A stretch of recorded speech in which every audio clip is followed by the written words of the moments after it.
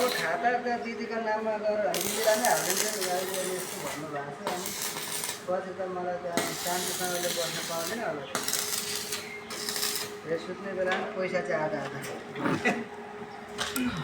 ल गाइसहरू अब हाम्रो जिन्दगीका यात्राहरू यस्तै छन् कहिले सुख कहिले दुःख जिन्दगीमा दुःख भनेको दुःख नगरी सुख हुँदैन सुखको आशासम्म हामी दुःख गरेर अगाडि बढ्न खोजिरहेछौँ र यो हाम्रो मेहनतलेको फलले मात्रै पनि हामीलाई त गाह्रो भयो पुग्न गाइजहरू तपाईहरुको सब्स्क्राइब लाइक सेयरको पनि धेरै आवश्यकता पर्यो